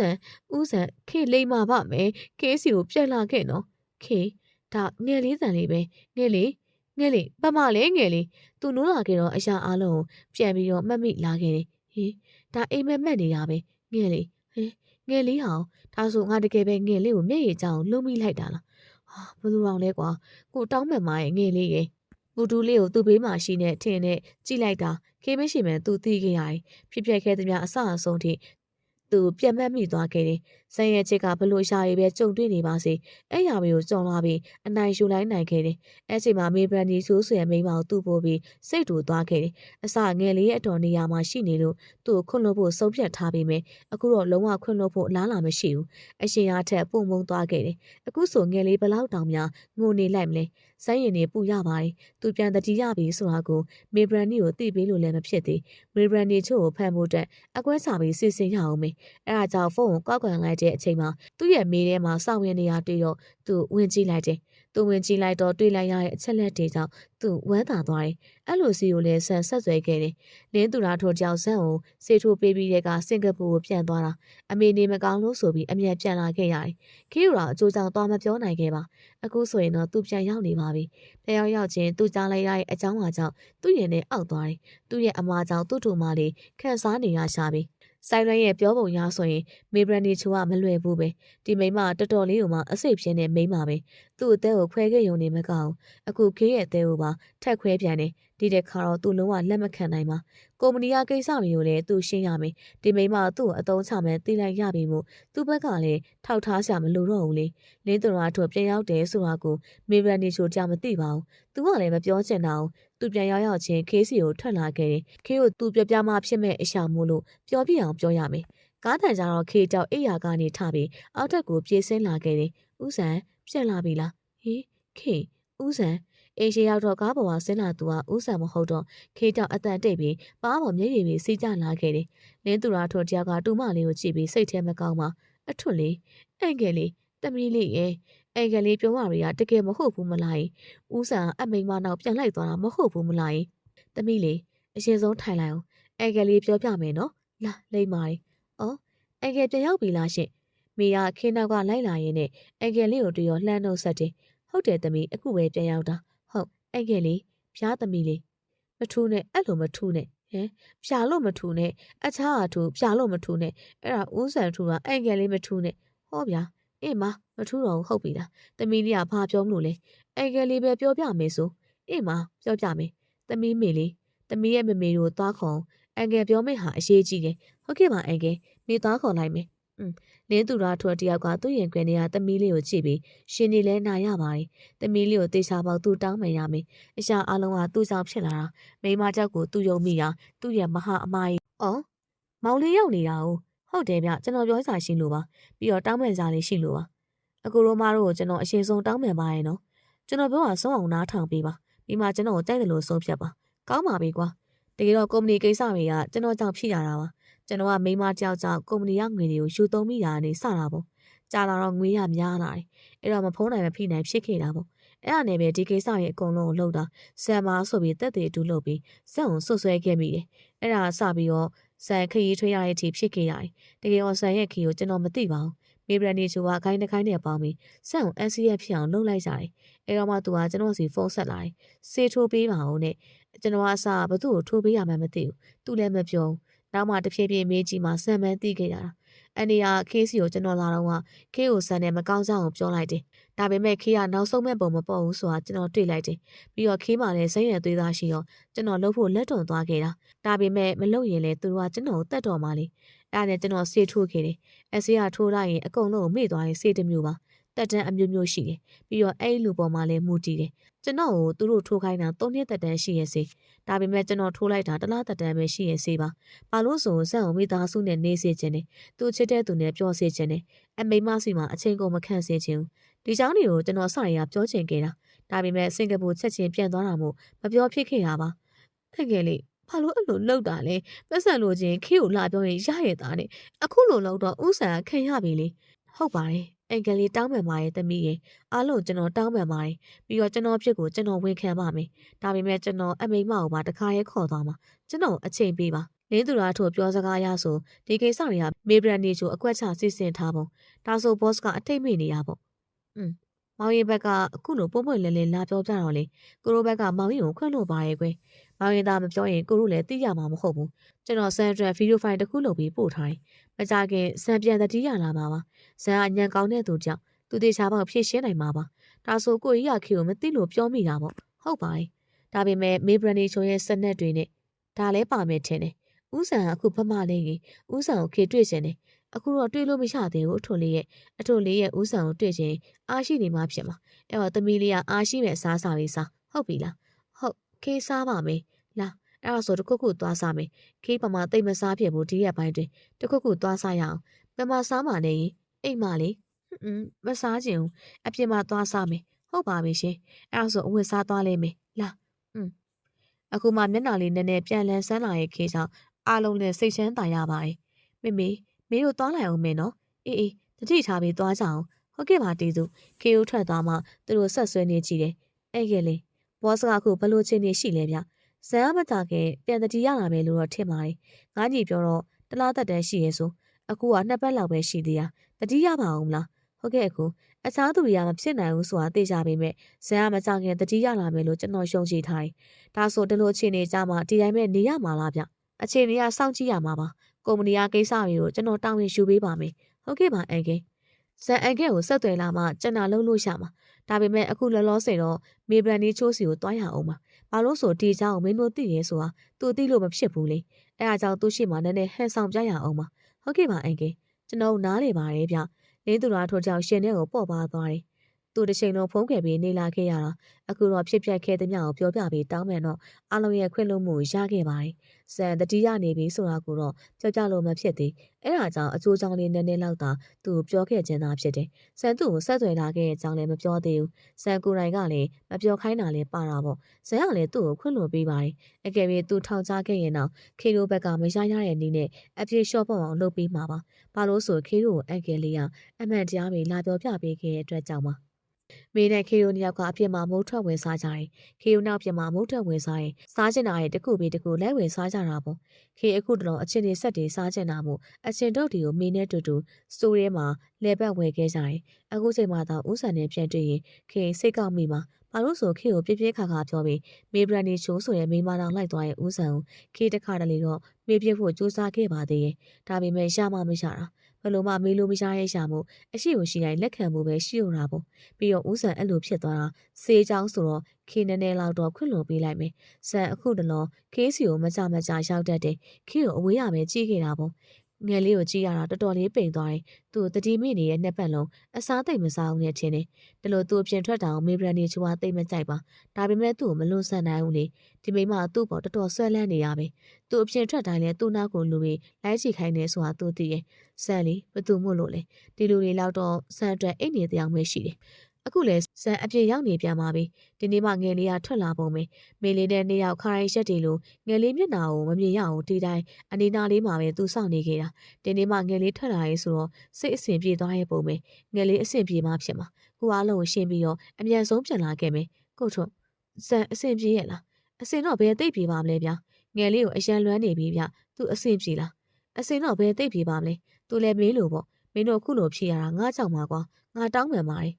်အခုမေးလုံးမဲ့စစ်စင်ကိုငါကူညီပေးပါမယ်ကိုထွန်းတကယ်အဆင်ပြေရဲ့လားဒီတခါမေးဘရန်နီချိုကလွတ်မှာမဟုတ်ဘူးနော်ငါဆုံးဖြတ်ပေးပြီးစမ်းသူကြောင့်အထွတ်လေးခန်းစားရတာပြီးတော့ငါပေါ်မှာလည်းသူသစ္စာမရှိဘူးအဲ့ဒါကြောင့်ငါကိုယ်တိုင်သူ့ကိုအဆုံးသတ်ချင်တယ်ကောင်းပါပြီဒီเจ้าတွေကိုဘသူ့မှမပြောပါနဲ့ဗျကျွန်တော်ကဒီရက်ပိုင်းမှာမင်းနေတယ်လို့ဟန်ဆောင်ထားမယ်ကိုထွန်းကစက်နာကိုလှုပ်လိုက်ပါရှင်းနဲ့ဆိုင်လွဲကိုလည်းအကြောင်းကြားလိုက်ပါသူကိုထွန်းကိုကူညီပေးလိုက်မယ်အေးမကိုထွန်းကျွန်တော်တခုလောက်ကူညီပေးဦးဗျပါလဲဆန်ကျွန်တော်ငယ်လေးကိုတွေ့ချင်လို့ကိုထွန်းစီစဉ်ပေးပါလားအေးမဒီကောင်လေးကအထွတ်လေးအတွက်အဖို့မွန်ကောင်းပါသမီးလေးကိုတော်တော်လေးဂယူးဆိုင်ရှာပါတယ်အခုလည်းသမီးလေးနဲ့တွေ့ချင်တာမို့သူကိုညီပေးရအောင်မယ်ကိုကြီးကိုစိတ်ထိုးပေးမဲ့ကိုကြီးရဲ့ကုမ္ပဏီကိုမေကိုညီပေးရပါတယ်မေကသူ့လုပ်ကိုဖြစ်ထားပြီးကိုကြီးလုပ်ကိုဝင်ကူပေးရတာဖြစ်တယ်တိတ်နာမလဲပေးမဲ့ဂျီးကိုမေပြီးလုပ်နေရခြင်းဖြစ်တယ်ခေရဲ့ကုမ္ပဏီကတော့ကိုဆိုင်လွဲအောင်ဝင်ကူပေးနေရဲ့ခေကအခုချိန်နေနဲ့အလုပ်ကိုမလုပ်နိုင်ဘူးနေလုပ်မယ်ဆိုရင်တော့အားလုံးကလှုပ်ခိုင်းမှာမဟုတ်ပါဘူးအားလုံးကအလုပ်ကိုသွားကြမှာမို့အိမ်မှာခေတောက်တဲ့ပြင်းနေရတယ်တီသူတို့တော့ရှိပေမဲ့လည်းသူတို့လည်းခေအားနာလာပြီသူတို့တီကိုလိုက်လာနေရကြပြီလေအလုပ်တွေထားခဲ့ပြီးလာတာမို့ခေအားနာနေရအထွတ်လေဟုတ်သမီးလေးအားလားအဲကလေးသမီးကိုပြောစာရှိလို့အဲ့ကိုလာခဲ့ဟုတ်ကဲ့ပါအန်ကယ်လေးခေလာခဲ့မယ်အဲ့ဒါဆိုအန်ကယ်စောင့်နေမယ်နော်ဟုတ်အန်ကယ်လေးချိန်နေနေရအောင်ခေကြောက်ထွက်လာခဲ့လိုက်တယ်တီသူကလိုက်မယ်လို့မနှဲပြောပြီးထားခဲ့ရတယ်အန်ကယ်လေးပြောတဲ့နေရာကိုခေရောက်တော့ဘသူမှမတွေ့ပါဒါနဲ့ပဲခေထိုင်ဆောင်နေလိုက်တယ်ခဏကြာတော့အန်ကယ်လေးကရောက်လာခဲ့တယ်ပြီးနောက်သူ့နောက်မှာလိုက်လာသူကဟေးသမီးစောင့်နေရကြာသွားလားအန်ကယ်လေးနဲ့တူဝင်လာရဲ့သူကြောင့်ခေအံ့ဩဆုံးအားမိတယ်သူရန်တွေးကျင်တဲ့ဦးဆန်လေးအခုတွေ့ရပြီလေဘာလို့လဲဘာလို့ရှင်းလာနေရလဲအထွတ်လေးဟေးရှင်အဆင်ပြေရဲ့လားအဆင်ပြေရဲ့လားတဲ့ဘလို့ပြေမှလဲအဲ့ငယ်လေးရဲ့ခေရဲ့ကိုဓာတ်နဲ့ထိုးသွားတာမှခံတာအောင်မယ်အခုကခေရှိမှအခြားတက်ကိုချစ်ပါရဲ့ဆိုပြီးပြောသွားရဲ့ဦးဆန်ကိုခေစိတ်တူတယ်သူမမှန်မီလို့ပြောတာသိပေမဲ့ခေစိတ်တူပါရဲ့တည်တည်မဲ့တည်တည်ခေကိုပဲချစ်တယ်ပြောပါမယ်ဘသူ့မှမပြောရအောင်အဲ့ငယ်လေးခေသွားတော့မယ်ခေအစ်စ်မပြေဘူးနေပါအောင်ကိုစကားနည်းနည်းပြောချင်လို့ခေကိုလာမထိနဲ့ဟုတ်ပြီကိုမထိတော့ဟုတ်ပြီလားကိုစကားပြောရတော့နားထောင်ဘာကိစ္စလဲကိုတောင်းမယ်မရဲ့ငယ်လေးဟေးတကယ်တောင်းမယ်မရဲ့ငယ်လေးကလေးခွင့်မလို့နိုင်ဘူးဆိုတာသိပေမဲ့ကိုတောင်းမယ်ခြင်းလို့ပါ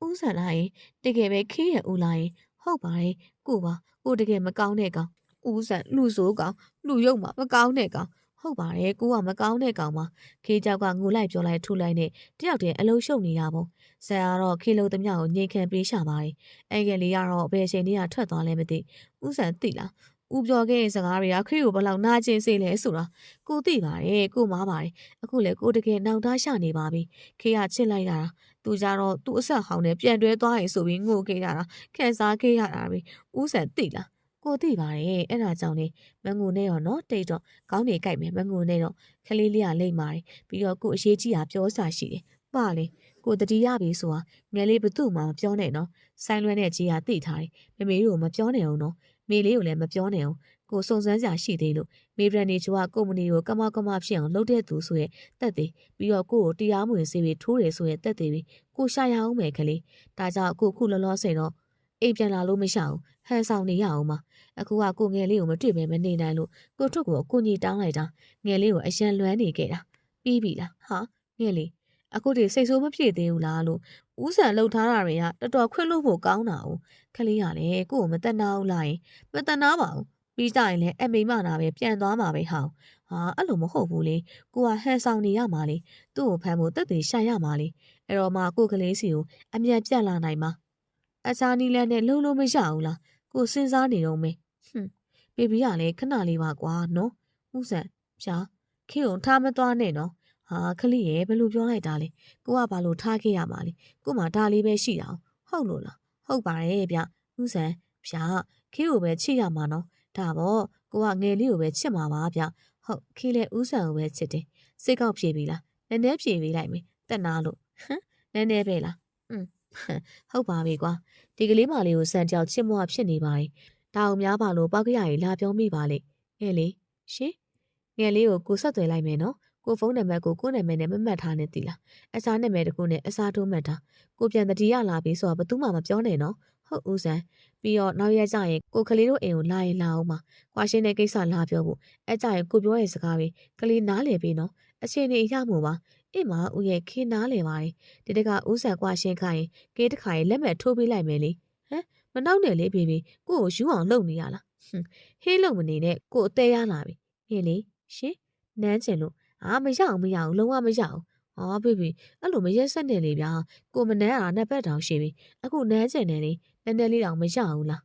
နည်းနည်းလေးတော့ခွင့်ပြုခေးရဲ့စကားကြောင့်မဆုံးပါဘူးဦးစံရဲ့အနမ်းရှိရတဲ့ခေးကြောင့်လိုက်ပါစီမျောခဲ့ရတယ်မိုးမြင့်ပြားမမငါစောင့်ကြည့်ခိုင်းတာရဲ့ကိစ္စဘယ်လိုချင်းနေရှိလဲသူကပုံမှန်ပါပဲအိမ်ထဲမှာပဲအနေများပါတယ်တခါတလေအပြင်ထွက်ရင်လည်းစိတ်နဲ့လူနဲ့တိတ်မကတ်တယ်လို့ပဲသူတော့ခန်းစားနေရတဲ့ပုံပဲဗျအဲ့လိုပဲခန်းစားတဲ့နေအဲ့ဒါနေပေးဆက်ရမယ်အဖြစ်ကြီးပဲခေးကိုထွတ်မမရဲ့ပုံစံကတဖြည်းဖြည်းနဲ့ကြောက်ဖို့ကောင်းလာတယ်မမအခြားသူတွေကိုနာကျင်အောင်လုပ်နေမယ်တည်တည်ရဲ့နဲ့မိုးမြင့်ကြောင်မတားနိုင်ခဲ့ပါဘူးဒီရက်ပိုင်းလဲသူ့ကိုမမခေးဆွေရဲ့ကောင်မလေးကိုစောင့်ကြည့်ခိုင်းတယ်ကောင်မလေးကိုကြည့်ရတာတော်တော်ငယ်သေးရဲ့ဒါပေမဲ့လည်းထက်မြက်တဲ့ပုံပါပဲကိုစံချစ်တာလည်းမပြောနဲ့သူမလေးကချစ်စရာကောင်းတာ哦မမကိုစံကိုချစ်နေရသိပေမဲ့သူမမပြောနိုင်ခဲ့ပါမမသူ့ချစ်တေစာမမြင်ဘူးမမြင်တာမဟုတ်ပါဘူးမမြင်ကြအောင်စောင့်တာပါခေကိုကြည့်ပြီးသူအားကြပါတယ်ခေကသူ့ထက်ငယ်ပေမဲ့ရရထက်မြက်တယ်ချီရရဲ့သူရဲ့စီကအချစ်တွေအကုန်ရထားရဲ့သူလေးသူကအချစ်ခံထိုက်ပါတယ်နေငါစီကနေစံကိုဘရောမှပြင်ရမယ်မထင်နဲ့ဇန်အမြဲတမ်းငါပိုင်ပဲဖြစ်နေရမယ်မေဘရန်နေကြောက်စိတ်ထဲမှာကြုံဝါနေလိုက်တယ်ကိုဆိုင်အလုံးမှာအဆင်ပြေရဲ့လားဖြေပါတယ်ခေရဲ့အန်ကယ်လေးကကုညီပြီးတော့အားလုံးဆင်ပြေတယ်အင်းမခေရောအဆင်ပြေရဲ့လားနည်းနည်းပေါ့နည်းနည်းပဲလားလူကြောင့်လို့နင်းရှိကိုရောက်တာတော့မှနည်းနည်းပဲပေါ့နေရတော့လေဟိုဟာကြားရင်လေနင့်ကိုလာလုံးလိမ့်မယ်သိလားမကြောက်ပါဘူးဘာအောင်မကြောက်တာလဲငယ်လေးရဲ့ရုတ်တဲ့ထွက်သွားရဲ့ဦးဆန်ကြောင့်ခေလန့်သွားတယ်ဟေးဦးဆန်ဟာကိုဆန်ခမ ्या လာနဲ့တော့ပဲဒီမှာခေကခမ ्या အောင်မကြောက်ဟာကိုဆိုင်ဘာကြီးလျှောက်ပြောနေရလဲဟုတ်လားခလေးကိုကိုမကြောက်ဘူးလားမဟုတ်ပါဘူးတသက်လျှောက်ပြောတာကိုဆိုင်ရငါသွားပြီနေကိစ္စနေရှင်းတော့ကိုဆိုင်ထွက်သွားတော့ဦးဆန်ကခလေးရှင်လာပါအောင်လွမ်းလို့ဖတ်ထားအောင်ပဲ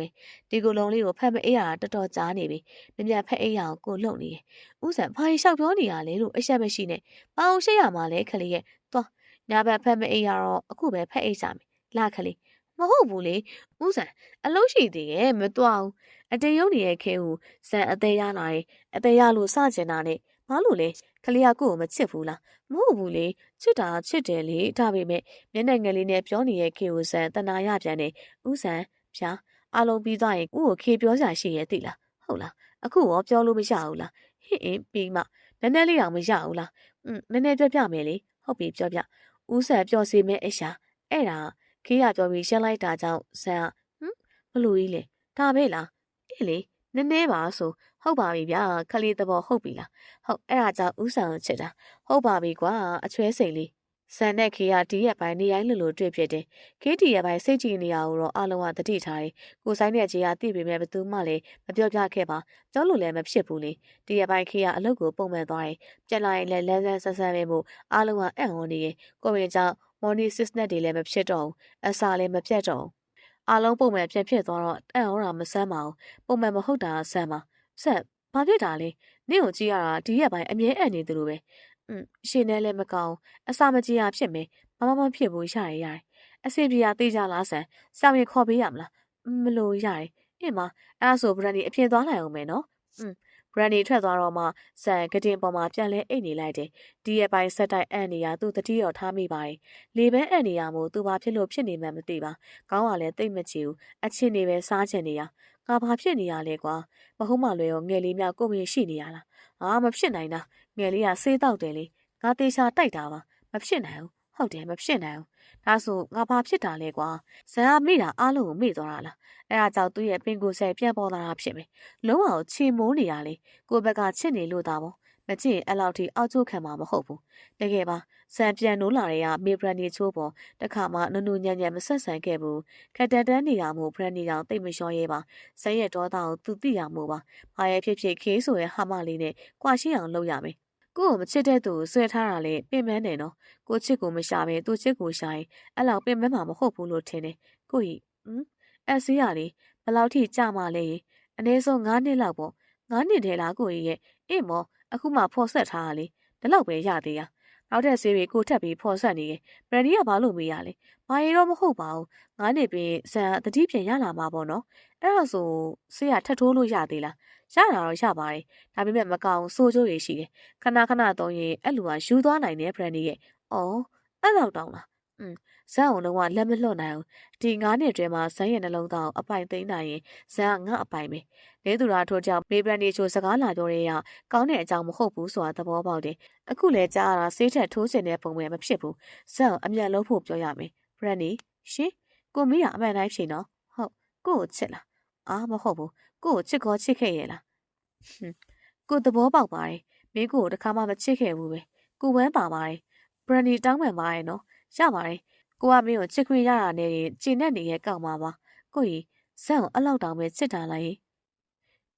းဘရန်ဒီသူ့ကိုအရန်ချစ်ခဲ့တယ်အခုလည်းချစ်တော့မယ်ဒါဆိုဘာလို့သူ့ကိုထားခဲ့ပြီးကိုနဲ့လက်ထက်ခဲ့ရလဲမေဘရန်ဒီမရှိနိုင်ခဲ့ပါဘာလို့လဲပြေးစားမရှိခဲ့အဲ့ချိန်တော့ဆန်ကဘာမှအားကိုးလို့မရဘူးလေကိုကြီးကပြည့်စုံစုံနဲ့ဘရန်ဒီကိုထားနိုင်မယ်ထင်လို့ရွေးချယ်ခဲ့တာတကယ်ပဲကိုကြီးကပြည့်စုံအောင်ထားပါတယ်ဒါပေမဲ့ဘရန်ဒီကကိုကြီးကိုမှမချစ်တာကိုကြီးပတ်စံကိုချစ်တာလ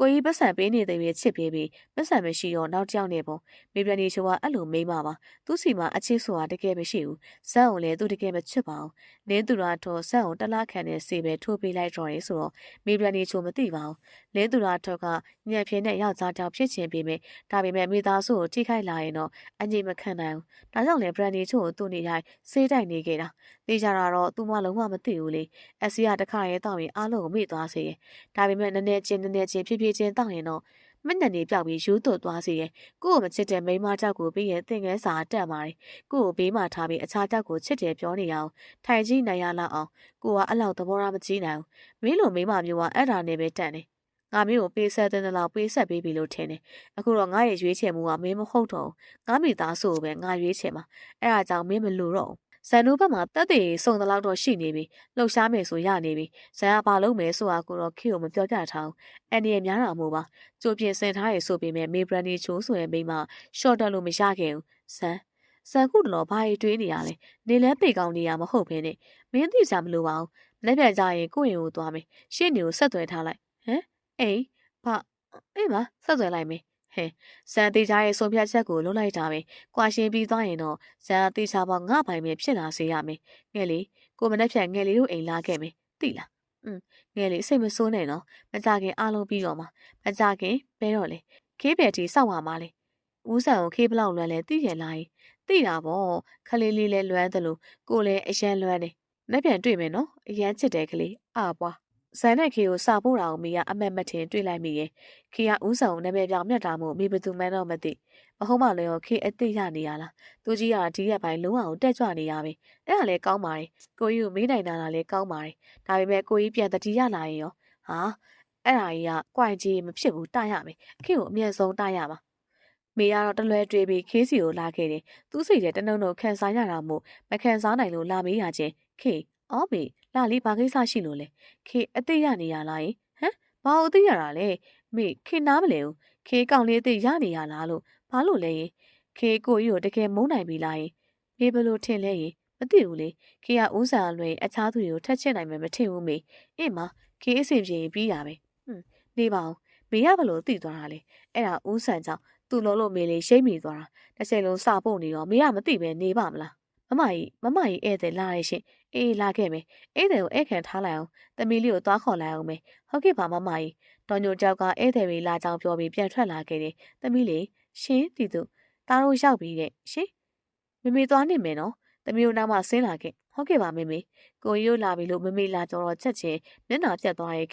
ခေအဆင်ပြေရလားယင်ပြေးပါရဲ့ပြေးအောင်စူးစမ်းရမှာပေါ့အင်းမဘာမှအားငယ်မနေနဲ့မိနာမှာမိအမြဲရှိတယ်ပြီးတော့ဘယ်တော့မှအရှုံးမပေးနဲ့ကိုကြီးပြန်တတိယလာရင်ဒီမိမလွဲမှာမဟုတ်ဘူးအဲ့ဒါကြောင့်ခေခဏလောက်တော့တိခံထားနော်အင်းမမေကျေးဇူးပါခေနာမှာအမြဲရှိနေပြီလို့ရပါတယ်လာအောက်ဆင်းရအောင်မမေတို့စောင့်နေလောက်ပြီမေနဲ့ခေရလေအောက်ဆင်းလာတော့ဧကန်ထဲမှာမမေတို့နဲ့တူထိုင်နေတဲ့သူတွေခေကြောင့်မျက်နှာအတက်နိုင်ဆုံးပြုံးကတကယ်လဲခေနဲ့ငယ်ခန့်စားနေရတယ်။ဦးဆန်ကဘလောက်တတိယနေပြီပဲပြောဟန်ဆောင်နေပဲပြောခေကိုကွာရှင်းဖို့လာတောင်းဆိုနေရောခေနာကျင်ရတာပေါ့။ကဲ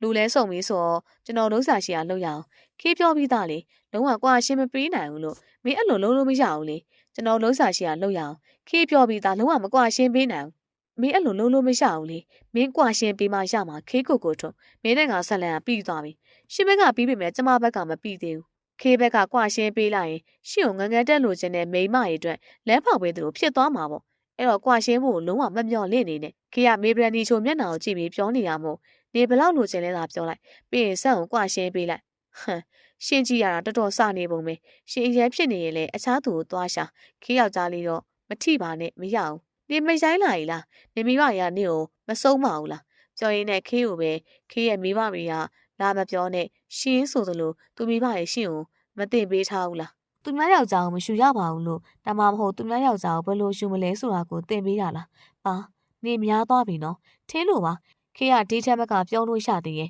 တီသူတို့ရှိနေလို့ထိန်ထားတာနေခေရဲ့စကားကိုကြားတော့စံကြကြိတ်ပြောနေတာခေကစကားရိုက်နေတခါမှမပြောဘူးပြောတတ်လိမ့်မယ်လို့လည်းမထင်ထားဘူးလေအရန်အောင်မှစွာစီလန်အောင်ပြန်ခံပြောနေတာခေမဟုတ်ရဲ့လားဆိုပြီးတော်သူတက်လျာတို့အံ့ဩနေကြတယ်ဆန်ကတော့သဘောကြီးကြောက်နေတာပေါ့တော်ကြမှာတော့ဗျာကျွန်တော်ခုလာရဲ့ကိစ္စကွာရှင်းမှုဖြင့်ပိုင်ဆိုင်မှုခွဲဝေမှုပါပါတယ်ပါအဲ့ချိန်ကြီးကရောက်လာပြီးဘော့စ်ကသူ့ရဲ့ပိုင်ဆိုင်မှုအားလုံးမမလေးနာမည်နဲ့အကုန်နှဲပြောင်းထားပါတယ်ဗျအဲ့ဒါကြောင့်ကွာရှင်းရင်ပိုင်ဆိုင်မှုတစ်ခုမှဘော့စ်ကရမှာမဟုတ်ပါဘူးဘလို့ဟာမေဘရန်နီရှိုတယောက်ကလုံးဝမထင်ထားဘူးဇန်အားလုံးကိုလှုပ်ထားပြီးသားပေါ့တော်တော်တောင်းစီရဲ့ပြောရမှာလားအဲ့ဒါဆိုပြီးပြီလေအားလုံးမေဘရန်နီရှိုကြောင့်ပြောစရာစကားတွေပျောက်ရှသွားခဲ့ရင်ဇန်ကဘာပိုင်ဆိုင်မှုမှမရှိဘူးတဲ့အဲ့ဒါဆိုဥတုဒဆန်ကကွာရှင်းပြီးရင်ဘာပိုင်ဆိုင်မှုမှရမှာမဟုတ်ဘူးပေါ့ဟုတ်ပါရဲ့ဗျကောင်းပြီအဲ့ဒါဆိုကာယကံရှင်တဲ့ဦးလက်မှတ်ထိုးပေးပါဗျဒီလောက်ညင်းနေတာကိုအတင်လက်မှတ်ထိုးခိုင်းနေရဲ့ရှင့်တွေကိုခေဒေါသထွက်လာတယ်ဒီမှာရှင့်နားမကောင်းလားခေဘက်ကလုံးဝကွာရှင်းမပေးနိုင်လို့ပြောနေရလေရှင့်လက်မှတ်ထိုးချင်ရင်သာကိုထိုးပြီးပြန်တော့ကျမတို့အိမ်ကရှင့်တို့လုံးဝမကြိုးစုံ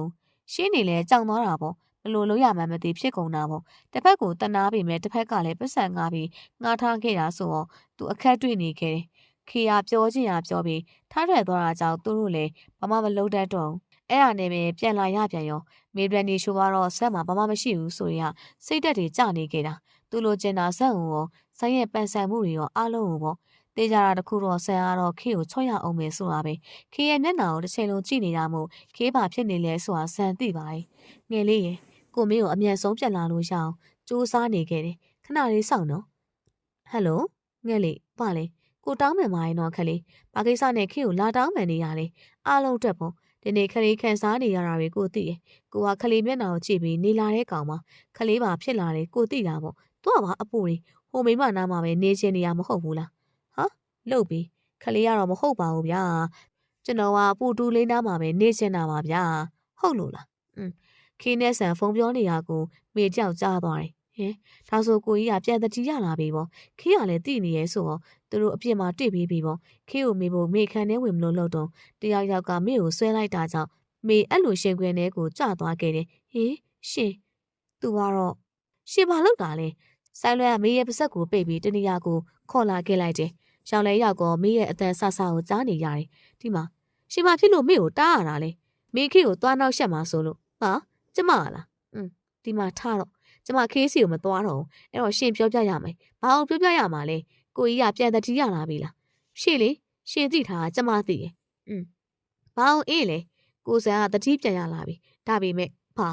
ာမေရဲ့ဘာဆိုရင်အတန်ကြောင့်တိုင်လန်ပြောရမယ့်စကားတော့မေကုန်တယ်ကိုကြီးပြန်တတိရပြီဆိုတော့ဘာလို့မေကိုမပြောကြတာလဲအခြေအနေရမို့ပါအခုမင်းသိထားလဲမသိတယ်လို့ပဲနေပြီမင်းသိရဲဆိုတာခေးသိလို့မဖြစ်ဘူးကြလားအင်းမမင်းသိစင်တာသိရပြီဆိုတော့ခေးကိုသွားမရှုံနေတော့သူခုလိုပြန်ဖြစ်တာမကြသေးဘူးပုံမှန်ပြန်ဖြစ်ရအောင်လုံးဝဝိုင်းကူပေးရမှာပဲကျမသိပါတယ်သိရင်ပြီးတာပဲကျေးဇူးပဲကျေးဇူးတင်စကားပြောပြီးပြေးထွက်သွားရဲ့ကောင်မလေးကြောင့်ဆိုင်လွယ်ပြုံးလိုက်မိပါတယ်ဘာကြောင့်မို့ဒီကောင်မလေးကိုသူဘာပြောလိုက်မိတာလဲအားလုံးမပြောဖို့ပြောထားပေမဲ့ तू ကပြောလိုက်မိပြီဒါပေမဲ့လည်း तू ကတော့ဒီကောင်မလေးကိုရှုံနေ तू ရန်ကုန်မှာနေရဲ့တခြားလုံးမှာမေရခေပေးနာမှာအမြဲတမ်းအားပေးနေသိပေးရှာတယ်အကိုကြီးရဲ့ချစ်ချင်းသားမကမြမဖြစ်သူရဲ့ချစ်ချင်းကိုရှာထားတာမို့ခေဖို့အတော်လေးကန့်ကောင်းပါတယ်မေကြောင့်လည်းကိုကြီးပြန်တတိယလာပြီဆိုတော့တကယ်ကိုပြောပါတယ်အဲ့လိုဆိုကိုကြီးနဲ့ခေကိုအရှင်တို့ပြန်ချိတ်ကြမှာပေါ့နော်မို့မြင့်ဖျားမမနင့်ကောင်နေစုံစမ်းတာဘလို့ချင်းနေရှိလဲသူတို့ဘက်ကမမကိုတရားဆွဲဖို့ပြင်ဆင်နေပါတယ်ကုမ္ပဏီကိစ္စကိုမမကလုပ်တယ်ဆိုပြီးလာပြောတဲ့သူကြီးလည်းရှိတယ်အဲ့လိုကတက်တည်ပါပြသွားတာတဲ့ဟုတ်လားနင်တို့ကဒီလိုကစားကျင်တာပေါ့ရရင်လေနင်တို့ကကစားကျင်တော့ငါလည်းကစားပေးရတာပေါ့မမဟိုလူရဲ့ချင်နေရအောင်သူတတိယပြီလားသူကတတိယမှာမဟုတ်ဘူးစိတ်မပူနဲ့ဆေးရတက်တန်းရှိတယ်ပြီးတော့အမိမနဲ့လည်းကြွာရှင်းဖို့လုပ်နေရပဲခက်တာအမိမကိုငါတော်တော်လေးတက်ချင်နေပြီသူလည်းမစွန့်လွတ်နိုင်သေးလို့နေမှာပေါ့အဲ့ဒါကိုငါမကြိုက်တာဇန်ကမလို့ချင်ဘူးလို့ပြောနေရတော့မှ तू ကလိုက်ကတ်နေတာတော်တော်အမြင်ကတ်ဖို့ကောင်းတယ်မိမအော်မမကြီးမမရောဘာထူးလို့လဲကျွန်တော်ရဲ့အချစ်တီကိုလစ်လွန်ရှုပ်ပြီးမမကိုမချစ်တော့တဲ့သူစီမှာမမကတ်တွယ်ချင်းနေရလေမမကိုတစ္ဆာဖောက်တဲ့သူကဘယ်သူလို့မထင်လို့လဲ तू ကမအောင်အရန်ချစ်တာကျွန်တော်အမြင်ပဲဒါပေမဲ့ကျွန်တော်မမြင်ခဲ့ဘူးမမသူ့တောက်ကလွှဲရင်တန်တဲ့သူတွေမမြင်ဘူးထင်ပါရဲ့ဥထုကြီးလောက်မမကိုအနစ်နာခံပြီးချစ်ပေးရဲ့သူကျွန်တော်မတွေ့ဘူးအခုတော့သူမကိုစိတ်ကုံသွားပြီးထင်ပါရဲ့သူ့ပေါ်တစ္ဆာမရှိရဲ့မအောင်မရွေးချယ်တော့ပဲသူ့ရဲ့မိသားစုပဲရွေးချယ်သွားခဲ့ပြီးကျွန်တော်ဆိုလဲအဲ့လိုပဲလုပ်မိပါဒီစကားတွေကိုတော့မိုးမြင့်ကြောင်စိတ်ထဲမှာပဲပြောနေမိမှာပါမိုးမြင့်နဲ့မေဘရန်နီပြောနေတာတွေကိုစံကြောက်ကဒီတိုင်းသာကြားနေရတယ်မေဘရန်နီချိုကခေးကိုပါရန်ရှာနေရမို့သူတို့အချိန်ဆွဲလို့မရပါမြန်ဆိုအဆုံးသက်ရမှာပါဂျေးပြားဘော့စ်ငါတို့စီစဉ်ကိုရှေ့တိုးလိုက်ရအောင်ဘာဖြစ်လို့လဲဗျမေဘရန်နီချိုကသူ့လူတွေနဲ့မင်းတို့စုံစမ်းခိုင်းနေရငါကြတယ်ဒါဆိုကျွန်တော်တို့ဘယ်လိုလုပ်ကြမှာလဲမနေ့ပြန်ညကိုစိတ်ကမ်းမှာချိန်လိုက်ငါမေဘရန်နီချိုနဲ့တူလာခဲ့မယ်မနေ့ပြန်ဆိုတော့အရင်မစော့လုံးလားအခုမှအဆင်ပြေကစားရှိသေးရဆိုင်လဲကဝင်ပြောတော့ဟုတ်တယ်ဘော့စ်အချိန်တွေကဘာမှမသိရသေးပေမဲ့အရင်အန်နေများတယ်ငါသိပါတယ်ဒါပေမဲ့ငယ်လီနာမှာအမြန်ဆုံးပြန်သွားနိုင်မှုဆိုရင်အမြန်ဆုံးလုံးမှာအဆင်ပြေမှာအဲ့ဒါဆိုကျွန်တော်ဂတိတစ်ခုတော့ပေးပြပါဂတိလေ boss လုံးဝမထိခိုက်ရအောင် boss တစ်ခုခုဖြစ်ရင်မလေးတွေမကောင်းကျွန်တော်လည်းခန့်စားရမှာမင်းရပါမလို့လာခန့်စားနေရတယ်ကျွန်တော်လည်း boss ကိုချစ်တယ်လေဖဲဆန်းကွာကြောက်စရာကြီးမလေးဖက်ရင်တော့ boss မျက်နှာပြုံးဖိနေရမယ်ကျွန်တော်ဖက်တာကြတော့စက်သိမ်းထားတယ်တကယ်ခန့်စားရတယ်ဗျာမင်းနဲ့ငါမိမနဲ့ကတူမလားငါမိမနုနုညံ့ညံ့လေးမင်းကကြမ်းတမ်းနေရမယ်လုံးဝကိုဆန့်ကျင်ဘက်ပဲဟုတ်ကဲ့ပါဗျာကျွန်တော်ပဲအရှုံးပေးပါတယ်တောင်နေကြောက်ကစကြတဲ့စာတပည့်ညကိုကြည့်ပြီးဆိုင်းလွန်းတယောက်ပြုံးလိုက်မိတယ်တောင်နေကြောက်ဘာမှမတော်ဆက်ကြပေမဲ့အနေချာလာတော့တန်ရောစင်ဟာဖြစ်လာကြတာပဲသူလည်းတန်ရောစင်ဖြစ်နေပြီနဲ့တူတယ်အကဲလာနဲ့တော်ပဲဘာတော့ကမေဘရနီချိုချိန်မလို့ဗျစောလိုက်လားကိုဆန်မော့ဗျာမြန်လုံးချင်တယ်ပြောရနဲ့မနဲ့ပြန်ညနေကြရင်စိတ်ကန်းကိုလာခဲ့ပါလို့ပြောပြီဗျာမင်းတို့တရားဥပဒေနဲ့မလုပ်ဘူးလားအရေးယူတာကသူတို့ကိုခွင့်မလွတ်နိုင်ဆန်ကရောသူဟာဟိုဘက်ကနေလာမှာမဟုတ်ရင်လည်းသူရရဲ့အနေနဲ့ထွက်လာမှာဒါဆိုမနဲ့ပြန်ညကြရင်တွေ့ကြမယ်အခုတော့ငါသွားပြောလိုက်အောင်မယ်ဟုတ်ကဲ့ပါအန်ကဲဥဆန်တို့ကမနဲ့ပြန်ကြရင်မေဘရနီချို့ကိုတိုက်တော့မှာပေါ့ခေးကိုကြတော့ဘာမှမပြောဘူးအန်ဒီများတာကိုပြောပြီးခေးကိုထားခဲ့အောင်မယ်ဥဆန်ဒီတကထားခဲ့ရင်ခေးလုံးကခွင့်မလွတ်ဘူးမဲ့မေဘရနီချို့အော်ကိုကြီးပါလားမတွေ့ရအတော်ကြပြီနော်နေကောင်းရဲ့လားကောင်းပါလေစိန်ကားတော့လားငါစိန်ကားတာဖြစ်တင်ပါလေထားပါတော့ ဒါနဲ့လာရင်ကိစ္စနက်ဖြန်ည9 နာရီမှာစိတ်ကန်းအောင်လာခဲ့အကြောင်းရင်းဟာစိတ်ရရှင်းမှုမင်းနဲ့ငါနဲ့ဩပြီးတော့ဟိုကောင်ဇက်အောင်ပါခေါ်လာခဲ့ तू ကအဓိကပဲရှင်ချိန်တိုင်းကျမကလာရမှာလားအဲ့တော့မင်းသဘောပဲမင်းအဲ့နေ့မလာခဲ့ရင်နောက်နေ့ကျရင်တော့မင်းလွတ်မြောက်ဖို့မဖြစ်နိုင်တော့ရှင်ပါကိုစို့လို့တာလေသိချင်လာခဲ့လိုက်လေကောင်းပြီလေအမနက်ကအန်ကယ်လေးနဲ့ကိုကြီးတို့ပြောတာကိုခေကြလိုက်တယ်ဦးဆန်ကိုခေလုံးဝအထိခိုက်မခံနိုင်ပါဒါကြောင့်သူတို့သွားမဲ့စိတ်ကန်းကိုခေအနောက်ကနေတိတ်တဲ့စိတ်လိုက်လာခဲ့လိုက်တယ်တီသူတို့သိရင်သွားခိုင်းမှာမဟုတ်တာကြောင့်ခေခိုးထွက်လာခဲ့ရတယ်ခေရောက်သွားတော့အားလုံးကတိတ်ဆိတ်နေရဲ့ခေလည်းအခွေရနေချောင်ကြည့်နေခဲ့တယ်။ဒါလိုအချိန်မှာခေကြောက်ဖိုက်ထဲမှာခလေးရှိမှန်းလေတတိမရနိုင်တော့ပါ။ဦးဆန်ကသာအရေးကြီးဆုံးပါ။ခဏကြာတော့ကားပြေလျှောက်လာရင်ပထမဆုံးကားပေါ်မှာဆင်းလာသူကမေဘရန်နီချိုပြီးတော့ဦးဆန်သူ့နောက်မှာအခြားသူတွေကိုကြည်ရလောက်တော့မေဘရန်နီချိုကတော်တော်ပြင်ဆင်ထားပုံလူတွေအများကြီးခေါ်ပဲလာကကိုကြီးတို့မှဘသူမှခေါ်မလားခေလည်းမေကိုအတိပေးဖို့ဆုံးဖြတ်ပြီးမေစီဖုန်းဆက်လိုက်တယ်ခေကသူတို့နဲ့နည်းနည်းဝေးနေတော့ခေရဲ့တန်ကိုသူမကြားရပါဘူးခေပြောလိုက်တော့မိရစိတ်ပူပြီးလိုက်လာဖို့လုပ်နေခဲ့တယ်ဒါနဲ့ခေကလာရင်ရဲမိပါခေါ်ခဲ့မယ်ဆိုပြီးပြောတော့မှမေရှဲခေါ်ဖို့တတိရလိုက်တယ်ခေဖုန်းပြောနေတော့မှတနက်တန်နေကြားနေရတယ်တစ်ဖက်နဲ့တစ်ဖက်အသိလည်းဖြစ်နေကြတယ်ဦးဆန်ကတော့မေဗန်နေချို့နားမှာပေါ့တနက်တန်နေကြတော့ခေစိတ်ပူသွားတယ်ဘသူတွေတနက်ထိကုန်ပြီပဲလို့အရန်ကြောက်စာကောင်းတာခေလေပုံးနေရအရှိကိုတိုးလာတော့တွေးလိုက်ရတာကမေဗန်နေချိုကအန်ကယ်လေးကိုတနက်နဲ့ချိန်ထားတယ်ဦးဆန်ရဲ့မေဗန်နေချိုရဲ့အန်ကယ်လေးရဲ့၃ယောက်ထိတ်တိုက်ရှင်းဆိုင်ကြတယ်သူတို့ဘာပြောနေလဲဆိုတာခေမကြားရပါဘူးရှင်ကကျမကိုတစ္ဆာဖောက်ပြီးတက်တယ်မျိုးပေးလိုက်တယ်ပေါ့ဟဲ့လာ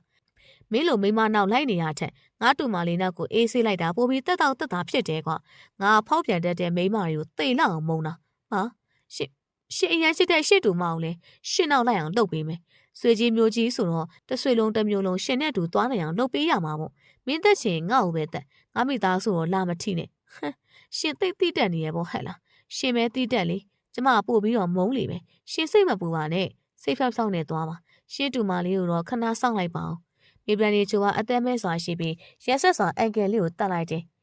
ခေကြောက်ကအတန်တိတ်ဆိုင်နေတဲ့ခေရဲ့တဲဝီသောချန်တဲ့ဦးလေးကိုမေဗန်နီချိုဆိုရဲ့မိန်းမတက်ပြစ်ပြီးစေခတ်ပြီးခေဆက်ပြီးတိမခံနိုင်တော့ပါဦးဆန်ကိုလည်းခေစိတ်တူလာတယ်သူတို့လုံးမဲ့ပလန်အန်ကယ်လေးကိုတတ်ဖို့လားဘေးမှာရှိရတော့မှအန်ကယ်လေးကိုမကောက်ွယ်ပေးနိုင်ပါဘူးအန်ကယ်လေးဟီခေရဲ့တန်ကိုကြတော့အန်လုံးကလည်းအံ့ဩသွားကြတယ်အထူးသဖြင့်ဆန်ပေါ့အန်ဒီများတာမို့ခေကိုမပြောပြထားပေမဲ့ခေကရောက်လာတာသူစိတ်ပူသွားတယ်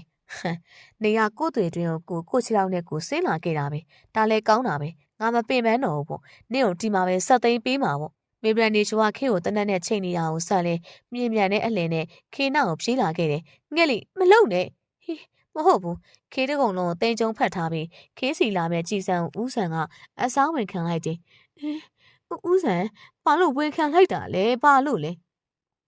ငယ်လေးထိခိုက်မှာဆိုလို့ငယ်လေးထိခိုက်မဲ့စာကိုပဲထိခိုက်ခံလိုက်တော့မယ်ဟင်းဦးဆန်လည်းမထိခိုက်ရအောင်ဦးဆန်ဘာမှမဖြစ်ရအောင်ကိုဘာမှမဖြစ်ဘူးဟုတ်ပြီလားမငုံနဲ့ရောနော်တိတ်ဦးဆန်မငုံနဲ့ပြောကမှပုံငုံနေရဲ့ခလေးရဲ့ပါမေဗရန်နီချိုလည်းသူ့ရှိမှဖြစ်ပြတာအောင်လုံးဝမကြည့်နိုင်တော့ပါဇန်ကပြန်တတိရနေပြီပေါ့ဇန်လည်းငါ့ကိုတစ္ဆာဖောက်တာပေါ့ဇန်ကငါ့ကိုဘယ်တော့မှမချစ်ခဲ့ဘူးပဲသူ့ကိုယ်သူလည်းယူကြုံမရဖြစ်နေရဲ့ဇန်ကိုပြစ်မိလိုက်တဲ့အတွက်သူ့နောက်သားရနေမိရဲ့ကိုမပိုင်ဆိုင်နိုင်မှန်းသိရနဲ့အရန်ကိုပိုင်ဆိုင်လို့စိတ်ကြောင့်အမားတွေတစ်ခုပြီးတစ်ခုကျုံးလို့မိနေပြန်ပါတယ်မေဗရန်နီချိုတယောက်ကကြောင်ကချာဖြစ်နေတော့ခိကဇန်ကိုရှူပြီးထွက်သွားဖို့လုပ်နေတော့မေဗရန်နီချိုကခွင့်မလို့ဘူးနင့်ကခွင့်မလို့ဘူးခေးကိုထွတ်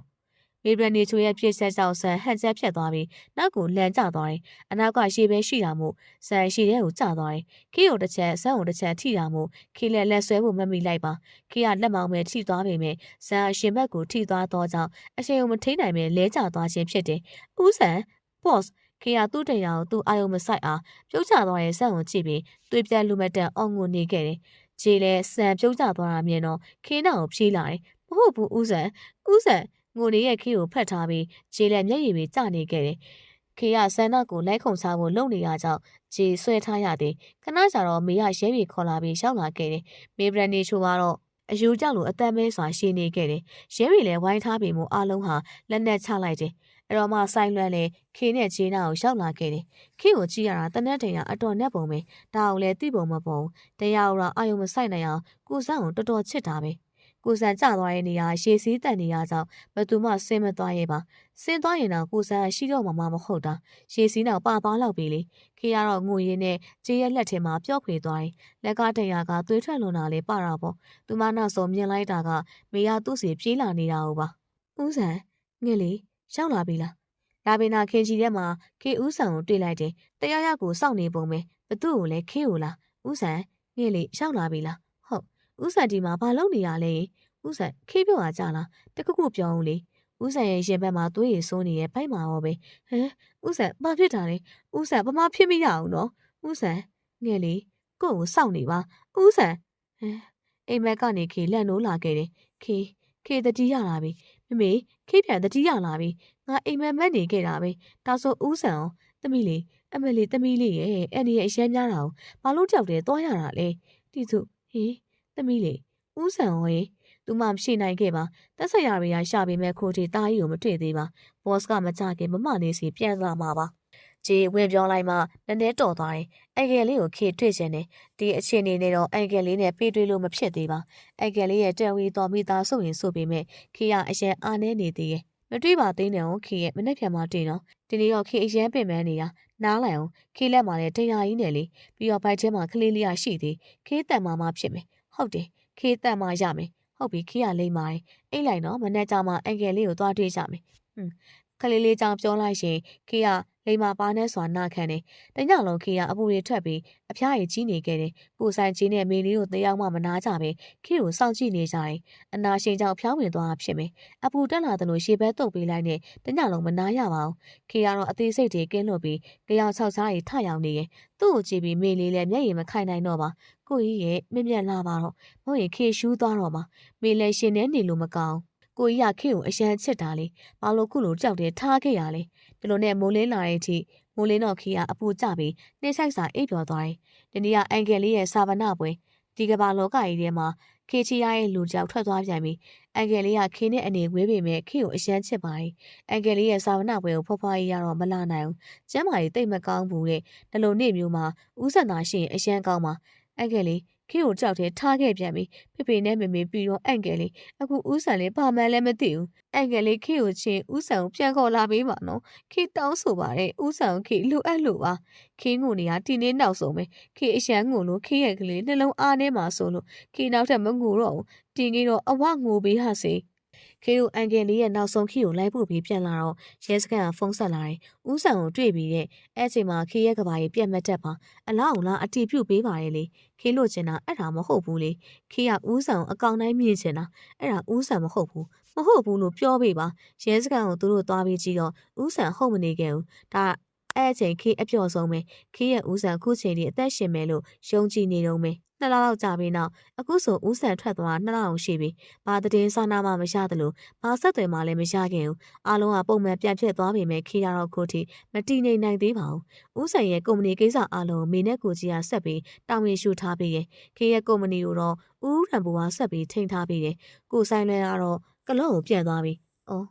မေဘရန်နေချိုးရလား။ तू ကတော့ယူသွားပြီးထောင်တသက်တကြွကျသွားတယ်လေ။ तू မှုတွေကများတော့ तू မလွတ်နိုင်တော့ဘူးပေါ့။မိုးမြစ်ကတော့9နှစ်ပဲကြာတာပါသူလည်းလူကောင်းနဲ့တွေ့ဖို့ဆုတောင်းပါတယ်နှစ်လတည်းမှာဦးဆန်စီကစမလာတဲ့မကြတော့အားလုံးကသိပြီလို့ယူဆထားတယ်ဒါအောင်ခေလုံးဝလက်မခံနိုင်ဘူးဦးဆန်ထွက်သွားပြီးရဲ့နောက်မှာခေကတိတ်ဆိတ်လာပြီးတရားရည်ရေးတက်လာတယ်တနေ့တာသူ့မလွတ်ခဲ့တာတွေကိုစာအုပ်ထဲမှာချရေးခဲ့တယ်ခေကမငိုတော့ပဲအတန်တိတ်သွားကအားလုံးတက်ပူးစရာမလိုပဲမေလီကတော့ခေကိုတစ်ချိန်လုံးမျက်စိတောက်ထောက်ပြီးကြည့်နေရပါခေပြီးပြီလားအဲ့ဒါဆိုသွားရအောင်အောက်မှာဂျေးဆောင်နေရင်ဒီနေ့ကခေရဲ့ဘိုက်ကိုအန်ထရာဆောင်ရရမယ့်နေ့လေးအဲ့ဒါကြောင့်မေရောချေရောအလုံနာပြီးခေကိုလိုက်ပို့ပေးတာဖြစ်တယ်မမလေးဟေးသွားတော့မလို့လားဟုတ်ကဲ့စကားနဲ့ရမမလေးကိုကြည့်ပြီးကြည်စိတ်မကောင်းဖြစ်နေမိတယ်သူတို့ဆေးရုံကိုရောက်တော့ဆရာဝန်မကစောင့်နေရင်သမီးမေလေးလာဆရာမကမျောနေရသမီးတို့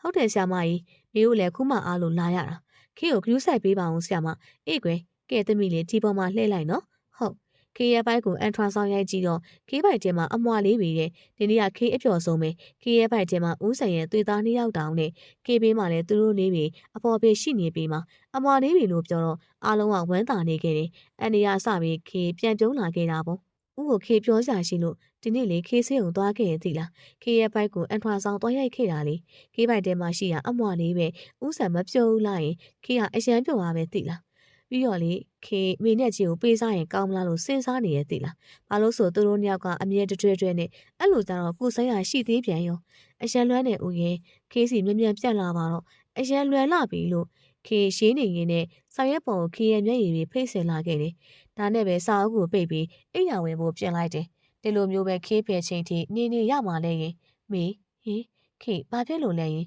မေအိမ်တော်မဖြူတော့ဘူးလားရင်ဟင်ခေးနဲ့တူနေပြီးတော့အမွာလေးမျိုးချစ်အောင်ပါဒါပေမဲ့မေရဲ့ကိုပိုင်မိသားစုမှမဟုတ်တာမေမမလို့ကျင်တာပြီးတော့ခေးနဲ့လည်းမခွဲနိုင်ဘူးအဲ့ဒါဆိုဂျင်းနဲ့တွဲလိုက်ပါလားသူနဲ့ဆိုခေးတို့ခွဲနေကြမလို့ဟာဟင်သူ့တော့မကြိုက်ပါဘူးကိုကြီးဖြာမင်းနဲ့တွဲပါလားမလုပ်ပါနဲ့မမလေးကကိုဆိုင်ကျွန်တော်ကိုလှုပ်လိုက်မယ်။အော်အဲ့လိုလား။ဟုတ်တယ်မမလေးရဲ့။ဂျင်းတော့နင်ပောက်ကရပြောမနေနဲ့။အတီပြောတာမေရဲ့ကိုဆိုင်ကနင့်ကိုအတီကြီးကြွေးနေတာ။ဟုတ်တော့ तू ကဘသူ့ကိုမှကြွေးဘူးတာမဟုတ်ဘူးနော်။နင့်ကိုပထမဆုံးပဲ။ဂျေးစုပ်နင်နဲ့ငါတွေ့မယ်။ခေရှိမှရန်ဖြစ်နေတဲ့ညကိုကြည့်ပြီးခေရှိနေမိတယ်။သူတို့ညကငငယ်လေးကပေါင်းလာရဲ့တငယ်ချင်းတွေမို့ကြောင်ရကြောင်ပြောမနာစိုးမနာတွေပါ။ကိုကြီးကခေးတဲ့နှစ်ကြီးအားကြောင့်ကိုတက်ခေါ်ပေမဲ့တနည်းငယ်ရဲ့မေရတော့နင်းနဲ့ငါသာပြောတယ်တေးကြတာကတော့ဒီနှစ်ယောက်ကလုံးဝတွင်းမှာမဟုတ်ဘူးဆိုတာတတိမထားမိရဲ့အချိန်မှာခေးရဲ့ပြုံးနေပြက်မြင်ရလို့မေဝမ်းတာပါတယ်ဒါလိုပဲနေခဲ့ပါခေး